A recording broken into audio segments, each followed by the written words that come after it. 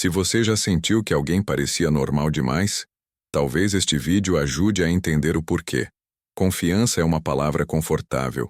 Ela sugere segurança, previsibilidade, descanso. É o que permite que baixemos a guarda sem perceber. Mas e se a confiança não fosse um sentimento espontâneo, e sim algo cuidadosamente construído por alguém que nunca pretendeu protegê-lo? E se o momento mais perigoso de uma relação não fosse o conflito, mas a tranquilidade excessiva? Psicopatas não entram em cena como vilões. Eles não anunciam intenções, não se impõem pela força, não quebram o ambiente. Eles se adaptam, observam, aprendem. Enquanto todos falam, eles escutam. Enquanto você se revela, eles registram. Não procuram amor, amizade ou parceria. Procuram acesso. Existe algo profundamente inquietante nisso. A destruição raramente começa com agressão. Ela começa com sintonia, com aquela sensação estranha de ser compreendido rápido demais, de ser validado sem esforço, de encontrar alguém que parece enxergar exatamente o que você precisa, antes mesmo de você saber formular. A mente humana é vulnerável à familiaridade. O cérebro confunde previsibilidade com segurança. Quando alguém replica nossos gestos, espelha nossas emoções e confirma nossas dores, algo se encaixa. Não porque seja verdadeiro, mas porque é reconhecível. É nesse espaço que o psicopata trabalha, não criando caos, mas criando conforto. O que quase ninguém percebe é que essa confiança inicial não é um fim, é uma ferramenta. Cada detalhe compartilhado, cada limite flexibilizado, cada silêncio tolerado, vira um ponto de apoio. Nada é desperdiçado. Tudo é arquivado. A relação se torna um terreno mapeado. Quando a destruição finalmente acontece, ela parece ilógica. A vítima se pergunta onde errou, o que mudou, quando tudo saiu do lugar. Mas a verdade é mais perturbadora. Nada saiu do controle. Tudo seguiu exatamente o roteiro. O roteiro de alguém que nunca esteve emocionalmente envolvido, apenas estrategicamente presente. Talvez o aspecto mais assustador não seja a existência dessas pessoas, mas a facilidade com que confundimos calma com bondade, atenção com cuidado e confiança com segurança. Porque antes de destruir tudo, um psicopata precisa apenas de uma coisa: que você acredite que está seguro. É nesse silêncio inicial, onde nada parece errado, que o perigo se instala com mais eficiência. Não há sinais claros, apenas uma sensação vaga. E quando finalmente surge a dúvida, ela já não aponta para o outro, mas para você, que ainda acredita estar no controle da situação. Antes de qualquer gesto de aproximação, existe um período silencioso, invisível, um intervalo onde nada parece acontecer, mas tudo está sendo registrado. Psicopatas não entram em relações para descobrir quem você é. Eles entram para confirmar hipóteses. Eles observam como você reage à atenção, ao silêncio, à validação. Analisam suas pausas, suas contradições, suas necessidades não ditas. Esse é o verdadeiro início da relação. Enquanto pessoas comuns buscam afinidade, o psicopata busca padrões. Ele identifica o que você repete quando está cansado, o que você evita quando está inseguro, o que você entrega rápido demais quando se sente aceito. Não há curiosidade emocional ali. Há coleta de dados. Você não está sendo conhecido. Está sendo decodificado. Esse mapeamento não acontece em conversas profundas logo no início. Ele acontece em comentários casuais, reações mínimas, microexpressões, uma piada que você tolera, um limite que você não reforça, um incômodo que você racionaliza. Cada detalhe revela algo sobre até onde você pode ser empurrado sem reagir. Psicopatas são leitores atentos de carência. Eles percebem quem precisa ser escolhido, quem teme rejeição, quem confunde atenção com valor pessoal. Eles sabem que pessoas carentes não pedem afeto. Elas negociam dignidade em silêncio. E é exatamente aí que o terreno se torna fértil. Ao contrário do que se imagina, eles não se mostram interessantes de imediato. Eles se mostram compatíveis. Ajustam o tom, o ritmo, o vocabulário emocional. Não lideram a dança. espelham. E o espelhamento cria uma ilusão poderosa. A sensação de familiaridade. Você não sente que está conhecendo alguém novo. Sente que está reencontrando algo conhecido. Esse processo é frio, mas não é apressado. Psicopatas entendem que confiança verdadeira exige tempo aparente. Eles não aceleram vínculos. Eles fazem você acelerar. Criam pequenas permissões emocionais e observam. Se você aceita. Se aceita, avançam 1 centímetro. Se hesita, recuam. Tudo é calibrado. Enquanto isso, você acredita que está sendo visto. Que alguém finalmente presta atenção em quem você é. Mas o que está sendo visto não é você. É sua estrutura emocional, seus pontos fracos, suas brechas. O mapa está sendo desenhado com precisão. O mais perturbador é que, nesse estágio, nada é tomado, nada é exigido, nada é quebrado. O psicopata não invade. Ele aguarda. E essa espera é o que o torna perigoso. Porque quando finalmente age, ele já sabe exatamente onde tocar para provocar dúvida, culpa ou dependência. Você não percebe o momento em que deixa de ser um indivíduo e passa a ser um sistema previsível. E quando percebe, já está emocionalmente envolvido demais para questionar o processo. Afinal, quem desconfiaria de alguém que parecia apenas interessado, atento e presente? Talvez a pergunta mais desconfortável seja esta: quantas vezes você chamou de conexão algo que, na verdade, era apenas alguém aprendendo como te acessar sem resistência? A confiança não surge inteira. Ela é construída em camadas quase invisíveis, como um sistema sendo instalado enquanto você acredita estar apenas conversando. O psicopata entende isso melhor do que qualquer pessoa comum. Ele não pede grandes provas, não exige promessas, não força intimidade. Ele cria pequenos contratos emocionais fáceis de aceitar. Um segredo compartilhado. Uma validação precisa. Uma concordância estratégica. Cada camada reduz a vigilância, porque parece inofensiva. O cérebro interpreta repetição e coerência como segurança. Quando nada dá errado, você assume que nada está errado. Essa é a engenharia básica. Diminuir o custo psicológico de confiar, até que confiar pareça automático, quase reflexo. Sem alarme, sem resistência interna. Para sustentar esse sistema, o psicopata usa algo que parece empatia, mas não é. Ele oferece compreensão seletiva. Escuta exatamente o que lhe dá vantagem e ignora o resto. Quando demonstra vulnerabilidade, ela é calculada, incompleta, sempre funcional. Não é confissão, é isca. Essa falsa abertura acelera a intimidade e cria dívida emocional. Você sente que deve algo em troca. Aos poucos, a relação deixa de ser simétrica. Um fala para aliviar, o outro escuta para controlar. A confiança passa a fluir em uma única direção, sem que isso seja nomeado. Esse desequilíbrio inicial raramente é percebido conscientemente no começo, porque tudo ainda parece confortável e emocionalmente seguro para você. Outro elemento central é a previsibilidade fabricada. O psicopata responde sempre do mesmo modo quando você se expõe. Não confronta, não julga, não se assusta. Essa estabilidade artificial gera relaxamento. Seu sistema nervoso aprende que ali não há risco. É nesse ponto que a confiança se solidifica. Se algo aqui começou a fazer sentido para você, permaneça até o fim.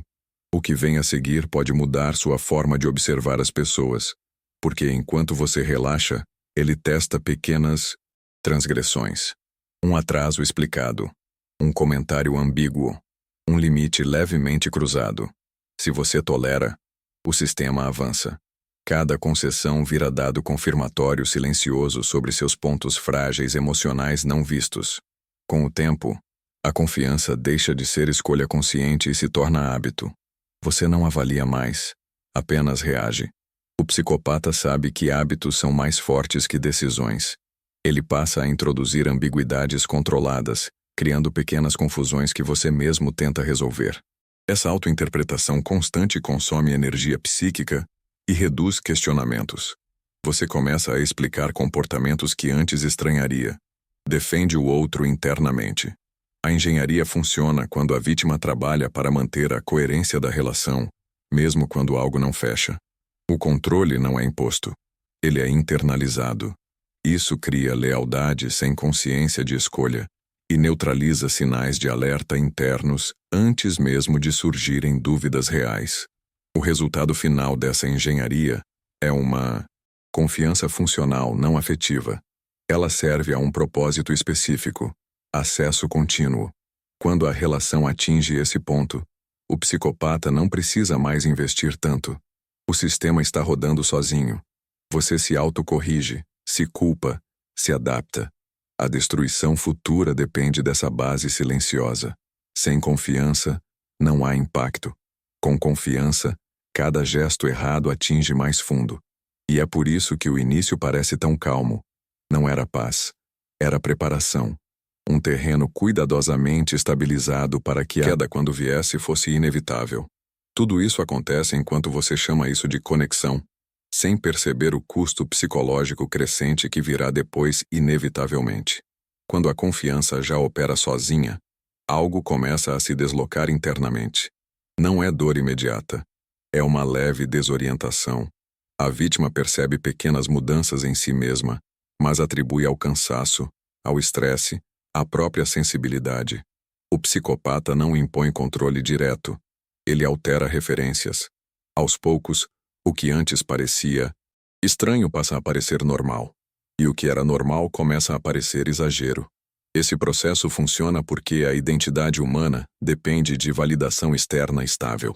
Quando alguém se torna a principal fonte dessa validação, ele também se torna o eixo da percepção. O psicopata oferece aprovação intermitente, nunca constante. Às vezes confirma, às vezes retira. Essa alternância cria insegurança funcional. A vítima começa a ajustar comportamento para recuperar a sensação inicial de alinhamento. Sem perceber, ela muda linguagem, opiniões, limites. O vínculo deixa de ser apenas emocional e se torna regulatório. O humor da vítima passa a oscilar de acordo com respostas sutis do outro. Um silêncio mais longo gera ansiedade. Um comentário neutro vira sinal. O psicopata observa essas reações e calibra o controle. Ele não precisa ordenar. A própria vítima passa a se antecipar, tentando evitar qualquer ruptura. Isso é dependência emocional funcional, não baseada em amor, mas em previsibilidade. Nesse estágio, a autoconfiança começa a corroer. Decisões simples parecem exigir confirmação. A vítima revisa memórias, reinterpreta conflitos passados, questiona critérios próprios. O psicopata incentiva essa revisão com frases ambíguas, nunca acusações diretas. Talvez você tenha entendido errado. Você sempre reage assim? A dúvida não aponta para ele, aponta para dentro. E quanto mais a vítima duvida de si, mais depende da referência externa que o psicopata ocupa. Há um fenômeno silencioso aqui: a fragmentação identitária. A pessoa começa a sentir que precisa ser versões diferentes de si para manter a relação estável. O que agrada é mantido.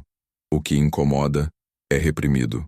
Esse autoapagamento progressivo não é percebido como perda, mas como adaptação madura. A vítima acredita estar evoluindo emocionalmente, quando na verdade está encolhendo para caber no sistema do outro. O mais perverso é que, externamente, nada parece errado.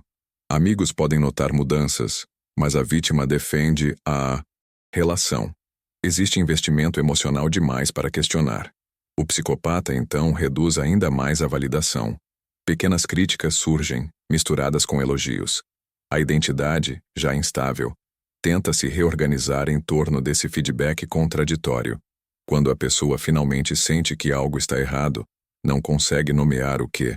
Não há um evento claro, apenas um cansaço constante de ser. A identidade já foi parcialmente reconfigurada. E sair agora não significa apenas perder alguém. Significa enfrentar o vazio de não saber mais quem se era antes de tudo isso começar. É nesse ponto que o psicopata já não precisa estar sempre presente. A influência persiste mesmo na ausência. A vítima carrega a voz do outro internamente, avaliando escolhas, antecipando julgamentos. O vínculo virou estrutura mental. Romper agora provoca medo, não da perda do outro, mas do colapso interno, porque reconstruir a própria identidade exige encarar quanto foi cedido sem perceber, e isso dói mais do que qualquer abandono explícito. É quando se entende que a manipulação mais eficaz não destrói de fora, mas reorganiza por dentro, deixando a pessoa funcional, porém desconectada de si e incapaz de confiar plenamente na própria percepção novamente após todo esse processo. Quando o vínculo já reorganizou a percepção da vítima, o poder não precisa mais de intensidade. Ele passa a operar pela definição. O psicopata não discute. Ele redefine. Não confronta. Ele desloca o sentido. A realidade se torna negociável. E quem controla as definições controla os resultados. Esse é o poder sem força, a autoridade sem cargo, o domínio sem ruído, silencioso. Em vez de ordens, ele usa perguntas. Perguntas que soam curiosas, mas funcionam como alavancas. Elas transferem o peso para você. Você começa a explicar, justificar, esclarecer. Cada explicação entrega mais espaço. Ele não vence debates. Muda o enquadramento onde eles existem. Em pouco tempo, sua energia passa a ser usada para manter a harmonia, não a verdade. O controle se aprofunda por meio da sugestão. Um olhar prolongado. Uma resposta atrasada. Uma piada com duplo sentido. Nada explícito. Ainda assim, seu sistema nervoso reage. Você revisa comportamentos. Antecipar reações vira hábito. O psicopata permite que você faça o trabalho. O poder é eficiente quando o alvo se autocorrige para evitar uma perda que nunca foi declarada. Ele raramente contradiz de forma direta. Em vez disso, introduz interpretações alternativas. Várias versões dos fatos passam a coexistir e a certeza se dissolve. Quando tudo é possível, nada é sólido. Você se apega à leitura dele porque parece estável. Essa dependência é recompensada com aprovação breve, depois retirada. A validação intermitente cria lealdade mais rápido do que qualquer gentileza constante. Em conflitos ele permanece calmo. A calma comunica superioridade. Se você reage, parece instável. Se não reage, suas necessidades desaparecem. De qualquer forma, o enquadramento o favorece. Ele pede desculpas sem reparar. Reconhece sem mudar. Você sai das conversas cansado, sem saber o que foi resolvido. O poder prospera onde não há fechamento, apenas exaustão. Gradualmente seu mundo se estreita. Decisões passam pelo filtro dele. Você ensaia respostas antes mesmo de falar. Isso não é obediência. É otimização. Você se adapta para evitar fricção. Ele se beneficia sem exigir. Quando terceiros o questionam, você o defende. A transferência está completa.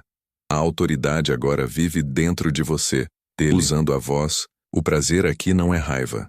É precisão. Ver alguém girar em torno das suas definições. Assistir a iniciativa desaparecer.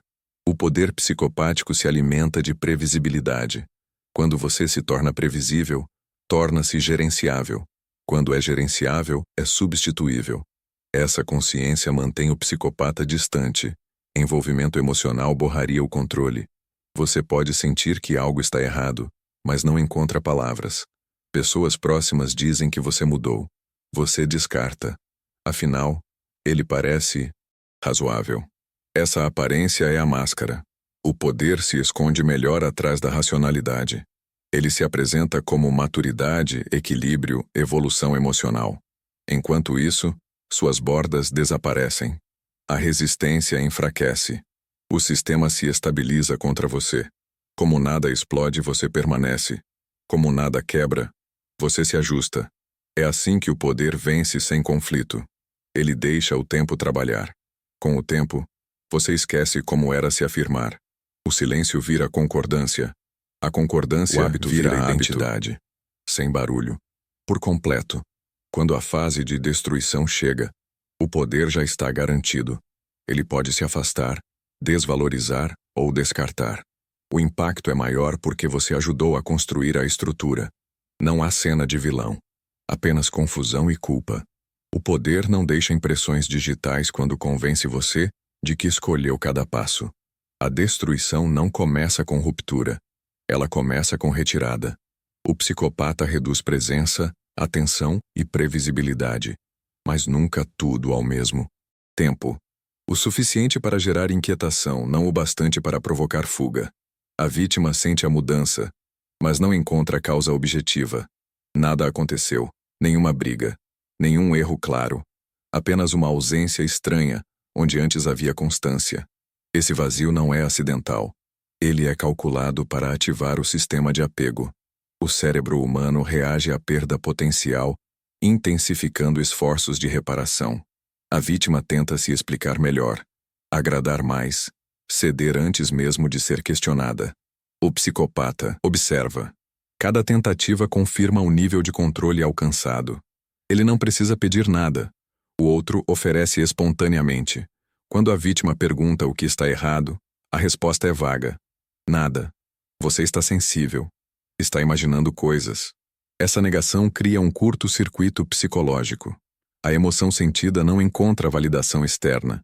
A pessoa passa a desconfiar da própria percepção. A dor se torna silenciosa, interna, difícil de comunicar. Esse isolamento emocional aprofunda a dependência.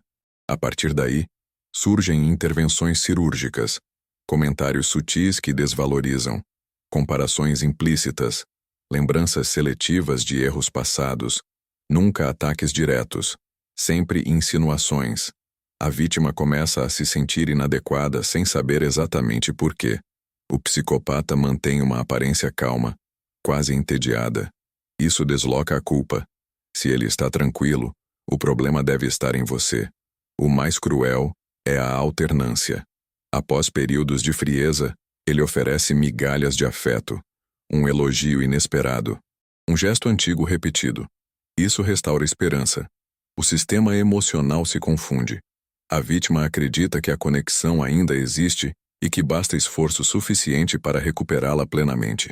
Essa esperança é a âncora que impede a saída.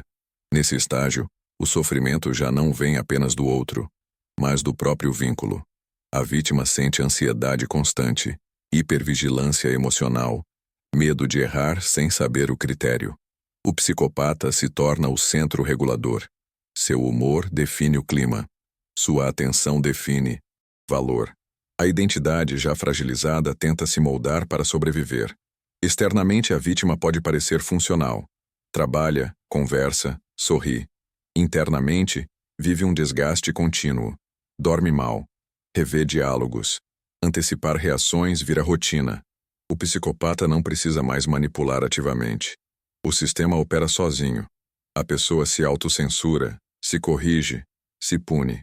Quando finalmente ocorre uma agressão mais clara, ela pega a vítima despreparada. O choque paralisa. A resposta não vem. O psicopata então recua novamente, deixando confusão no lugar. Não há confronto. Não há fechamento. Apenas um ciclo que se repete, cada vez mais curto, cada vez mais desgastante. A destruição emocional é eficiente porque não deixa marcas visíveis. Não há um momento único para apontar. Apenas um acúmulo de pequenas perdas internas. Autoconfiança, espontaneidade, clareza. A vítima sente que está desaparecendo lentamente, mas não consegue explicar como. E talvez o mais perturbador seja isso. Em nenhum momento, o psicopata parece cruel. Ele parece distante, indiferente, racional. A vítima sofre tentando recuperar algo que na verdade nunca existiu, porque o vínculo não foi quebrado agora. Ele foi apenas usado até o limite. A destruição não foi um acidente. Foi a fase final de um processo que começou no dia em que a confiança foi concedida sem saber o preço. Quando a percepção finalmente se reorganiza, não vem como revelação clara, vem como um atraso. A vítima olha para trás e percebe que a compreensão chegou tarde demais. O que parecia confuso começa a fazer sentido, mas esse sentido não traz alívio. Traz choque, porque entender significa aceitar que houve consentimento involuntário, participação silenciosa, adaptação contínua. E isso dói mais do que imaginar ter sido enganado desde o início. Nesse momento, a mente tenta reconstruir a linha do tempo. Cada conversa antiga é revisitada. Cada silêncio ganha novo significado. A vítima procura o instante exato em que tudo poderia ter sido interrompido. Mas não encontra. Porque não houve um ponto único. Houve uma sequência de pequenos ajustes, cada um justificável isoladamente. A percepção tardia surge quando o custo acumulado se torna insustentável. Sair, agora, parece mais difícil do que permanecer. Não por dependência afetiva apenas, mas por exaustão psicológica. A vítima já investiu identidade demais. Abandonar o vínculo exige admitir perdas internas profundas. Exige reconhecer que limites foram cruzados sem resistência. A vergonha aparece. O silêncio se impõe. Falar sobre isso significaria expor fragilidade, e o psicopata contou com isso desde o começo. O aprisionamento não é físico, é cognitivo. A pessoa sabe que algo está errado, mas não confia plenamente na própria leitura. A dúvida foi treinada por tempo suficiente para sobreviver, mesmo após a consciência surgir. O psicopata pode estar distante, indiferente, até ausente. Ainda assim, sua influência persiste como estrutura interna. A vítima continua reagindo a uma presença que já não precisa existir. Quando tenta se afastar, surgem sintomas estranhos. Culpa sem causa, ansiedade antecipatória, medo de estar exagerando. O cérebro, condicionado à validação intermitente, entra em abstinência. A liberdade parece desconfortável. O silêncio do outro é interpretado como prova de falha pessoal. A vítima luta contra o impulso de retornar, não por amor, mas para aliviar a tensão interna. O psicopata, nesse estágio, já não precisa agir. Ele observa ou simplesmente segue adiante. O impacto final ocorre dentro da vítima, que precisa reconstruir referências básicas. Quem eu era antes, o que realmente penso, onde termina minha vontade e começa a adaptação aprendida? Essas perguntas não têm resposta imediata. Elas marcam o início de um processo longo e solitário. Talvez o aspecto mais cruel seja perceber que a saída não traz fechamento. Não há pedido de desculpas. Não há reconhecimento. Apenas distância. A vítima precisa elaborar sozinha o que aconteceu. Aceitar que a confiança foi usada como instrumento. Esse entendimento não transforma o passado, mas redefine o futuro. Porque depois de enxergar esse padrão, a inocência relacional não retorna. O aprendizado vem, mas deixa cicatriz. E a pergunta final permanece. Quantas vezes confundimos dificuldade de sair com prova de sentimento, quando na verdade era apenas o efeito residual de um controle que funcionou exatamente como planejado? Essa percepção tardia não surge como libertação imediata, mas como início de responsabilidade emocional. Reconstruir-se exige tempo, silêncio e confronto interno. Não há atalhos. Cada limite precisa ser reaprendido, cada confiança reavaliada. O processo é lento e desconfortável, porém necessário. Porque reconhecer como a manipulação operou não apaga a dor, mas devolve algo essencial: a capacidade de escolher diferente quando padrões familiares reaparecem disfarçados de normalidade cotidiana que silenciosamente confundem atenção com cuidado, controle com maturidade e dependência com amor duradouro. Talvez o mais perturbador não seja o que foi feito com você, mas o que precisou acontecer dentro de você para que tudo isso funcionasse. A confiança, quando usada como ferramenta, revela algo desconfortável sobre a natureza humana. Preferimos coerência ao confronto, pertencimento à lucidez e estabilidade à verdade. O psicopata apenas explora isso. Ele não cria a fragilidade. Ele a encontra. Depois que o vínculo termina, não há redenção dramática. Não existe catarse. Existe silêncio. Um silêncio que obriga a reconstruir critérios básicos. O que é cuidado, o que é interesse, o que é respeito. Esse processo é lento porque exige abandonar a fantasia de que o perigo vem sempre com sinais claros. Às vezes, ele vem com calma excessiva, atenção calculada e ausência de conflito. A experiência deixa uma marca permanente. A percepção de que nem toda conexão profunda é segura, e isso não deve levar ao isolamento, mas à consciência. Confiança saudável não acelera, não exige adaptação constante, Não cobra autoapagamento. Ela expande. Se contrai, algo está errado. Talvez o alerta final não seja sobre psicopatas, mas sobre limites. Sobre aprender a observar como você se sente, ao invés de apenas como o outro age. Porque o corpo percebe antes da mente. O desconforto surge antes da explicação. Ignorá-lo é o primeiro custo. Repeti-lo é o segundo. Se esse conteúdo te fez pensar diferente sobre a mente humana, inscreva-se. Aqui exploramos o que quase ninguém quer enxergar. Nem sempre para oferecer respostas, mas para deixar perguntas que permanecem depois que o vídeo termina. Talvez o mais assustador não seja que eles existam, mas que, em algum nível, o sistema que permite esse tipo de destruição silenciosa continue operando sempre que confundimos controle com cuidado e medo com amor. Mesmo quando tudo parece normal e seguro demais,